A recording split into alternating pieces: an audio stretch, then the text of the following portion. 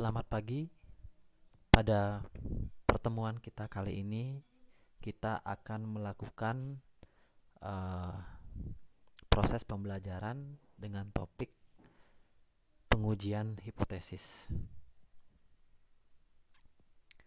Topik ini sebenarnya merupakan topik yang cukup banyak nanti kita akan gunakan dalam proses penyusunan skripsi, terutama dalam proses analisis data, ya. Jadi ini tentu akan sangat bermanfaat bagi kita semua nantinya jika kita telah sampai di tahap tersebut, ya. Nah, sebagai pengantar dalam konteks teori ini, hanya nanti kita akan juga akan dengan jelas kita akan bisa lihat dari aspek teori praktik juga nanti. Maka sebelum itu kita akan lihat bagaimana dan apa sebenarnya pengujian hipotesis tersebut, ya. Sebagai pengantar ini saya akan gunakan satu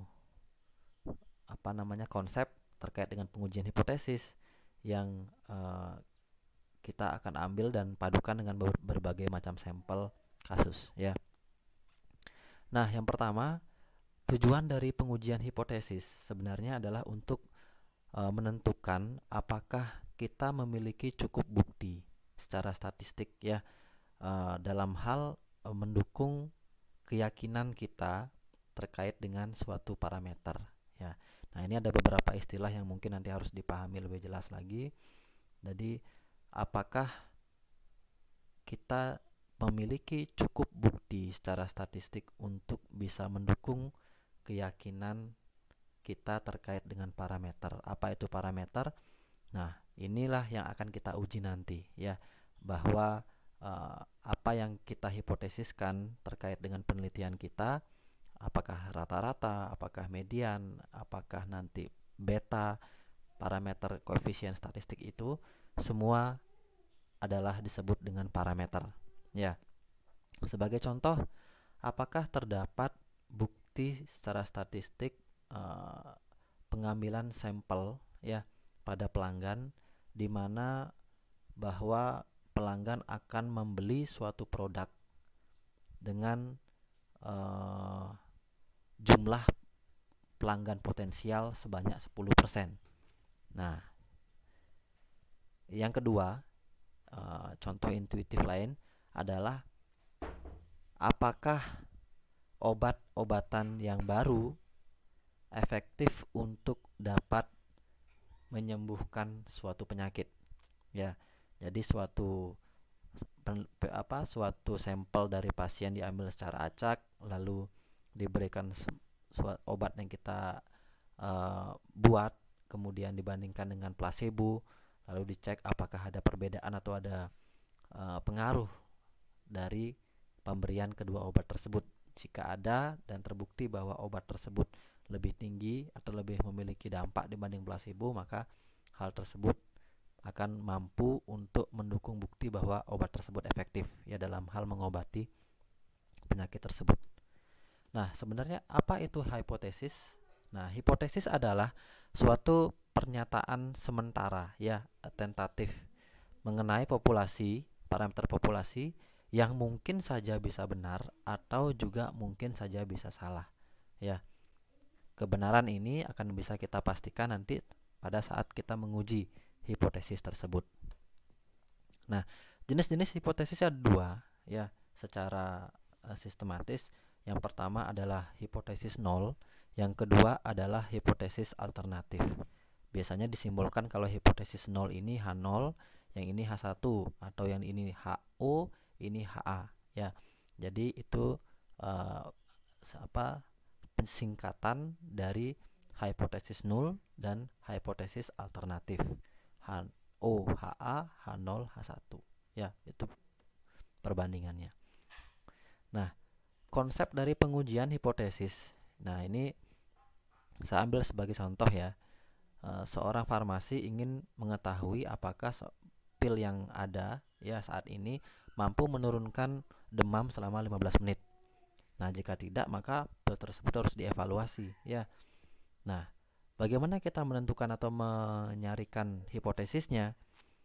Nah, yang pertama, H0 berbunyi bahwa rata-rata dari pasien yang dicoba nanti, ya, yang akan diberikan pil tersebut mampu ternyata apa namanya uh, menurunkan demam selama 15 menit.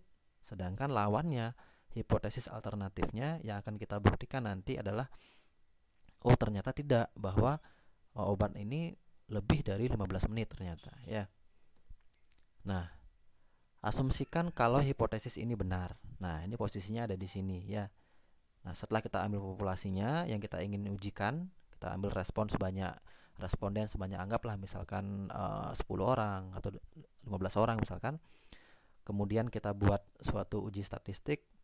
Nah, yang terkait dengan parameter hipotesis yang kita lihat adalah rata-ratanya. Ya, apakah benar ini yang pasien demam ini mampu 15 menit, ya, rata-rata. Kita asumsikan faktor-faktor lain sama, ya, tidak kita pertimbangkan.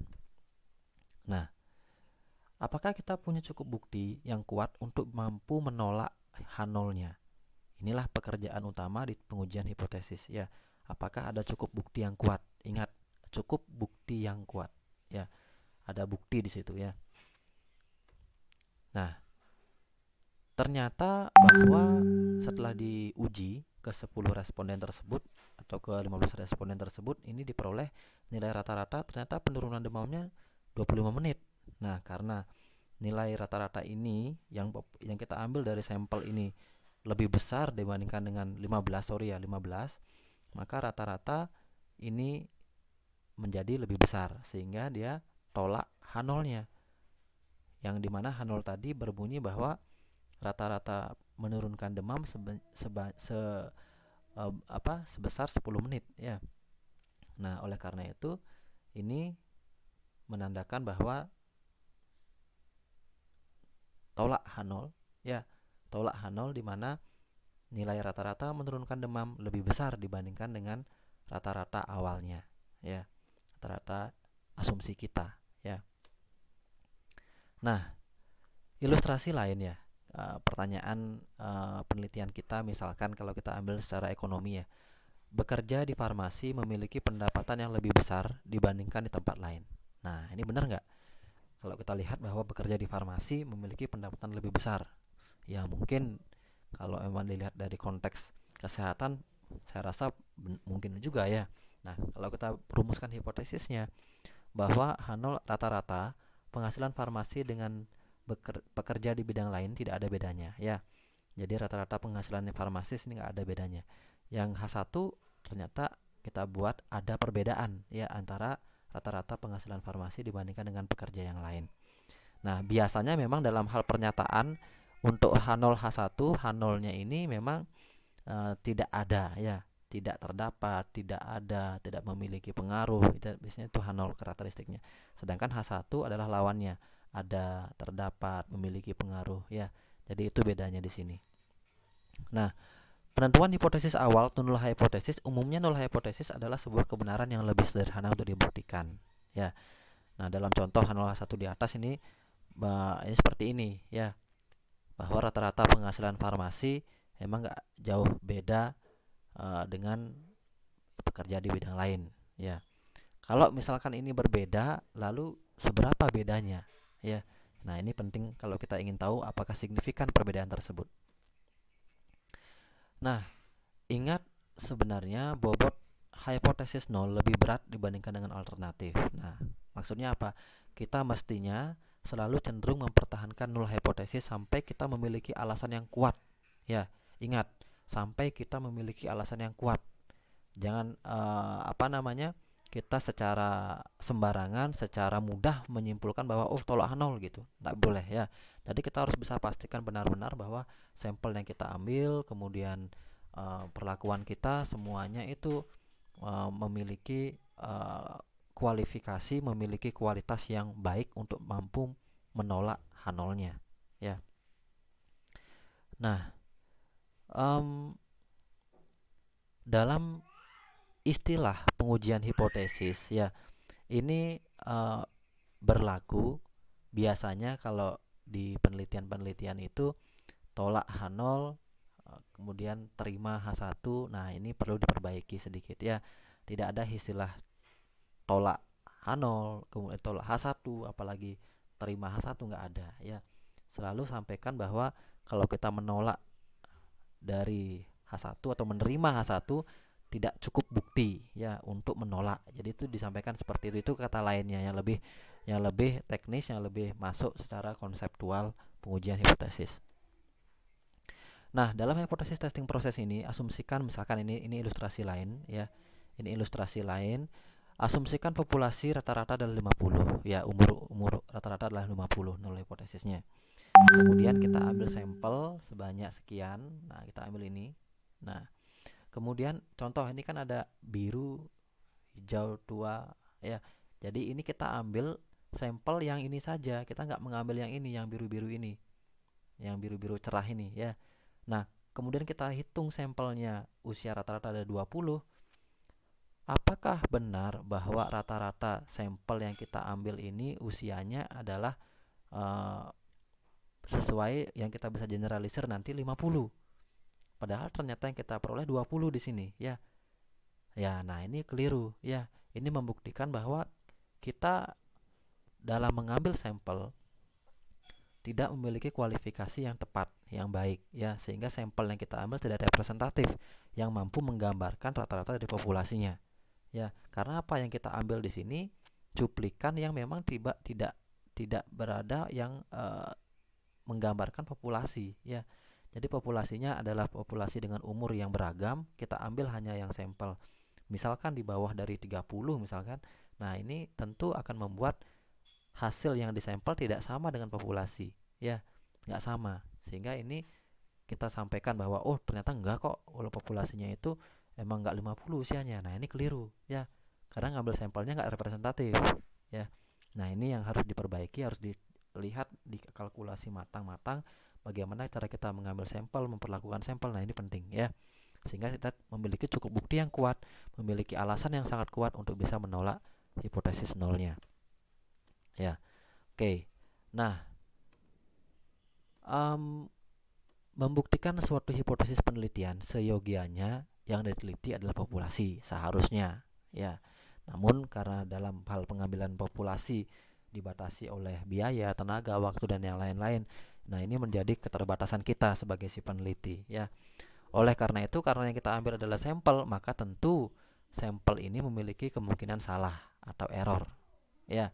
Pasti ada salahnya, tidak mungkin kita mengambil sampel sama persis dengan populasi ya, karena ada keragaman atau informasi-informasi yang tidak tertangkap pada sampel ya. Nah, ada dua macam error yang dapat terjadi. Yang pertama adalah error tipe 1 ya. Kemudian yang kedua adalah error tipe 2 ya. Nah, ini error tipe 1 bunyi sederhananya adalah tolak H0 padahal benar ya. Kalau error tipe 2 gagal tolak H0 walaupun dia benar ya. Nah, ini menjadi pernyataan yang sederhana. Seperti apa sebenarnya error tipe 1 dan tipe 2 ini? Mari kita lihat perbedaannya. Nah, saya ambil sebagai analogi adalah jury trial. Jury trial ini adalah proses di pengadilan ya, saat kita dihadapkan pada proses pengadilan, ada terdakwa di sini. Nah, apakah kita akan memvonis dia salah atau benar atau tidak bersalah ya. Nah, di sini kalau kita melihat ya, kalau dari juri menyatakan bahwa dia tidak bersalah, kemudian situasinya dia tidak bersalah, maka benar memang ya. Kalau memang dia tidak bersalah, kemudian ya harus memang didakwa tidak bersalah. Jangan sampai yang dia tidak bersalah ini didakwa bersalah ya, ini error ini. Atau misalkan dalam situasi dia bersalah, maka juri memutuskan memang juga bersalah, hakim memutuskan bersalah. Nah, ini benar juga. Jangan sampai yang misalkan dia bersalah lalu juri memutuskan tidak bersalah. Nah, ini error ya. Nah, ini nggak boleh terjadi ini. Nah, inilah yang dinamakan type 1 error dan type 2 error ya. Di sini kita berbicara mengenai type 1 error, error tipe 1, yang ini error tipe 2 ya. Nah, ini ilustrasinya ya, ini ilustrasinya. Tentu kalau yang dilihat dari sisi aspek kesalahan yang fatal dari aspek nyawa ya, bahwa lalu kita menghukum seseorang yang tidak bersalah ya, menghukum seseorang yang tidak bersalah. Nah, ini kan lebih lebih berbahaya dibanding artinya melepas orang yang bersalah. Dari aspek nyawa kita berpikir ya, dari aspek keselamatan jiwanya ya. Jadi di situ kita harus lihat bahwa ini penting untuk dipahami mengenai terkait dengan alfa dan beta ya. Nah, kalau kita bawa dalam ranah farmasi, misalkan di sini H0 tidak ada perbedaan obat A dan obat B, HA ada perbedaan obat A dan obat B ya. Nah, error type 1 dan error type 2-nya ini analogi dalam proses peradilannya ya. Ini analoginya. Nah, kalau kita lihat di sini sebagai di ranah farmasi, misalkan kita menguji suatu obat, atau dalam konteks saat ini menguji suatu vaksin ya, vaksin misalkan anggaplah vaksin corona atau covid. Nah, sepanjang kita tidak memiliki cukup bukti yang kuat, tidak memiliki suatu prosedur penelitian yang valid, yang sahih, kemudian bahan-bahan dan segala macam yang kualifikasinya baik segala macam, maka jangan sampai kita menolak H0 ya. Karena kalau misalkan ini tidak kita lihat secara baik nantinya prosesnya, hasilnya dan yang lain-lain, kalau kita menganggap bahwa obat itu efektif, kemudian kita berikan vaksin itu efektif, nah dalam aspek jangka panjang nanti atau dalam aspek keselamatan pasien nanti ini berbahaya sekali ya. Maka oleh karena itu inilah kenapa bahwa pengujian obat-obatan, vaksin dan yang lain-lain itu memerlukan jangka waktu yang cukup lama ya, karena mereka harus menjaga kredibilitas, menjaga kualitas dari penelitian mereka di laboratorium, sehingga bukti yang diperoleh merupakan bukti yang sangat kuat untuk bisa menolak H0-nya ya. Nah, ini penting sekali.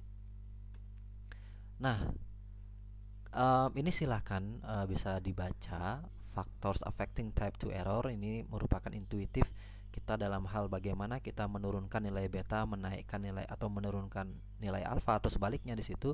Ini tentunya salah satu yang dari slide ini yang penting sebenarnya adalah sampel ya, sampel. Ini penting, sampel. Jadi dibandingkan dengan yang lain, mengadjust sampel ini lebih bagus atau lebih ringan biayanya dibandingkan dengan yang lain ya. Contoh dalam hal penelitian vaksin misalkan, kalau kita ingin uji klinis nanti di pasien, maka meningkatkan jumlah pasien untuk diuji akan lebih mudah dibandingkan dengan kita meneliti ulang dari awal ya.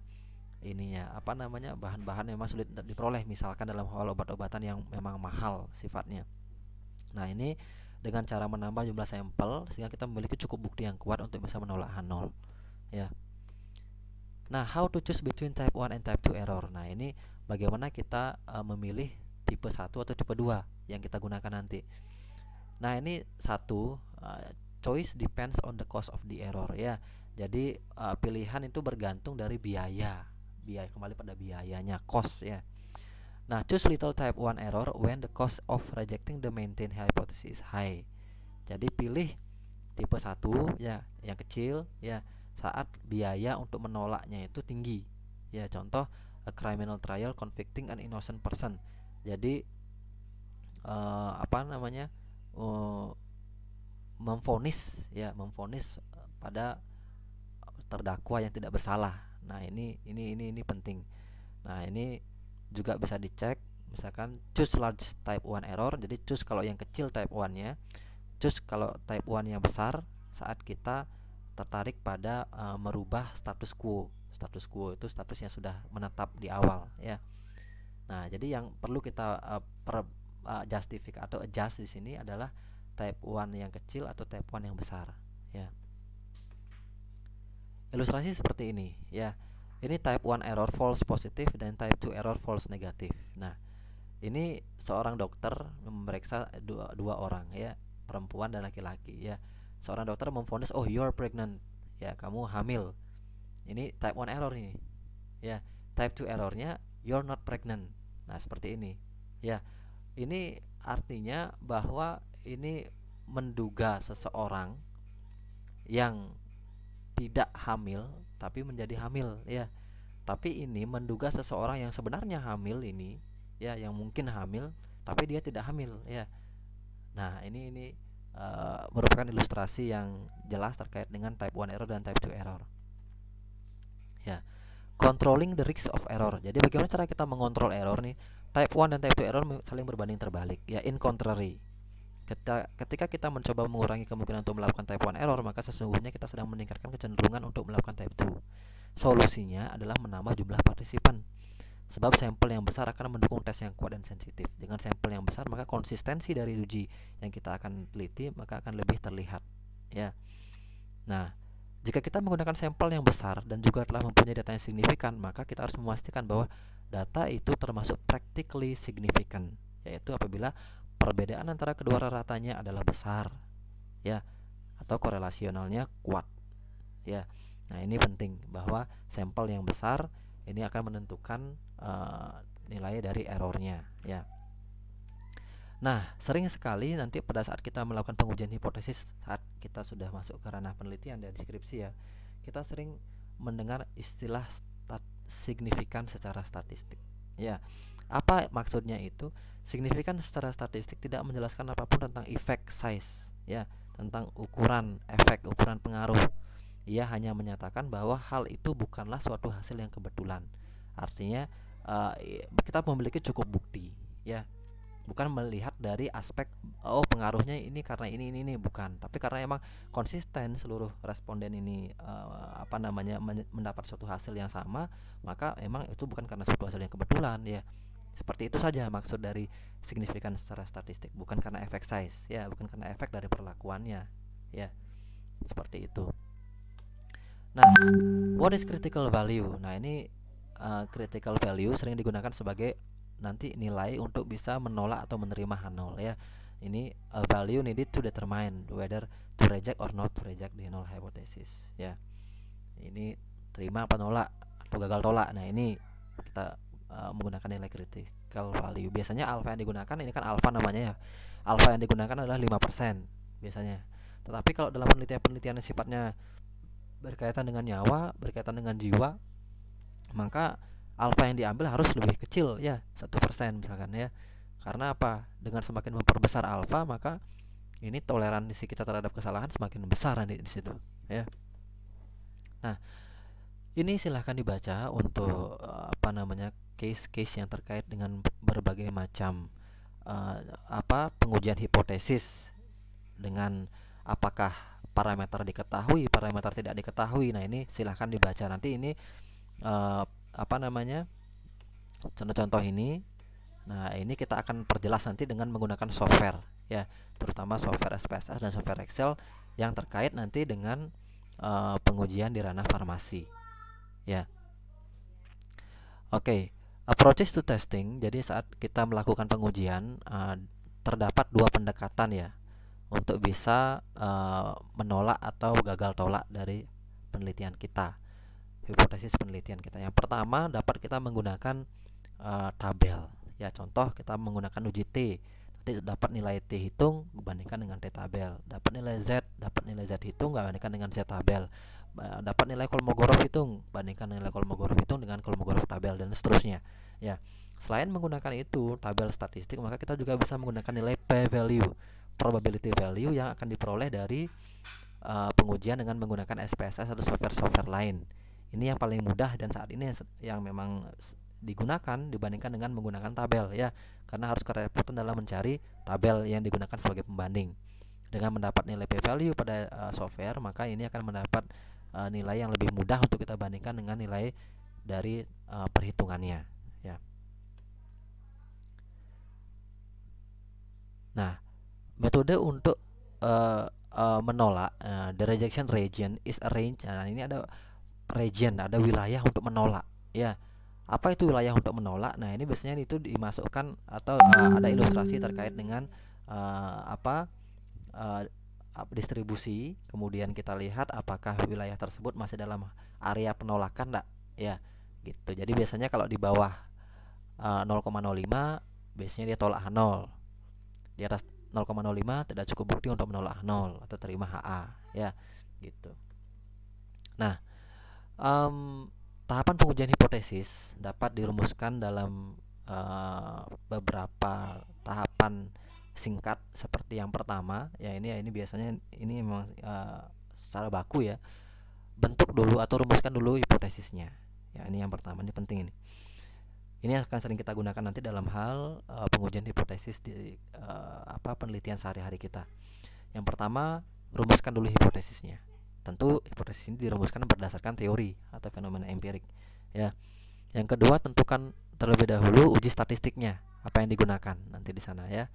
Kemudian tentukan nilai kritisnya, ya, tolak H0 berapa, apakah tolak H0 lebih kecil dari alfa yang kita ambil 0,05 atau 0,01, apa 10%, 0,1. Nah, itu silakan. Kemudian bandingkan nilai yang kita peroleh dalam hal pengujian itu dengan nilai kritis. Ya. Kalau dia di bawah nilai kritis, maka tolak H0, di atas nilai kritis terima H0. Setelah itu baru membuat suatu simpulan, ya. Nah, the rejection region method. Nah, ini kalau kita berbicara tolak atau terima H0. Nah, ini seperti ini ya. Ini ke kanan. Ini right tail namanya. Right tail itu uji kanan. Ini kanan tuh lebih besar dari. Ini karakteristiknya ya. Right tail tuh uji kanan, uji lebih besar dari. Ya. Oke. Nah. Oke. Ini right tail, ya, silakan dibaca. Oke. Oke, nah ini contoh intuitifnya ya. Ini right tail. Nah, ini standardized test statistik. Nanti kita akan coba perjelas dengan menggunakan kasus-kasus yang terkait dengan farmasi ya. Oke, ini silahkan dibaca. Oke. Seterusnya, nah ini intuitif saja ya, ini intuitif saja. Silahkan nanti dipahami. Jika ada yang kurang dipahami nanti silahkan ditanyakan ya. Oke. Ini, nah terakhir ini untuk interpreting the p-value. Kalau nilai p-value kita kurang dari 1% ya, maka ini hasil yang kita peroleh buktinya sangat luar biasa ya, sangat wah ya. Kalau di antara 1% dan 5%, maka strong evidence, buktinya cukup kuat, buktinya kuat. Kalau 5-10%, nah itu weak evidence, lemah masih ya. Kalau lebih dari 10%, maka no evidence, tidak ada bukti yang cukup kuat untuk mendukung dari hipotesis alternatifnya ya, hipotesis penelitian kita ya. Nah, oke, ini silakan juga dibaca.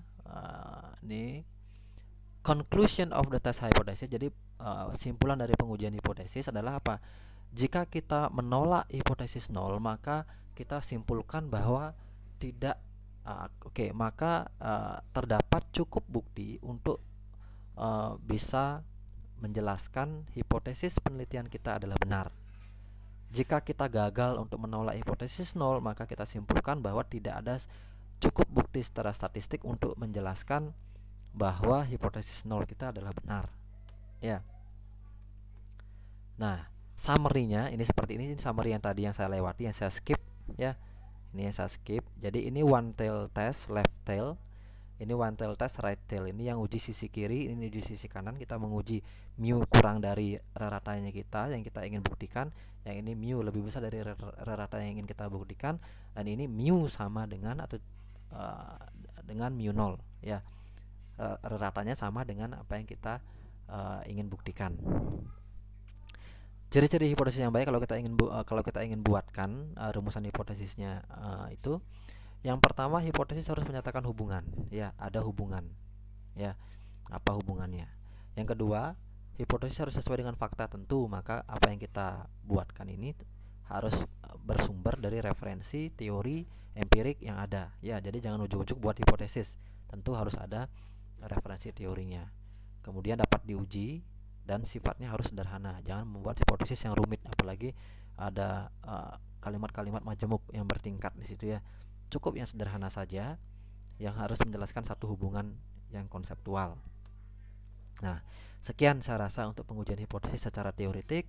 Nanti kita akan perjelas lagi dengan praktik-praktik yang membutuhkan pengujian hipotesis, dan ini tentu sampai di skripsi nanti sangat familiar dengan kita ya. Baik, sekian dan terima kasih.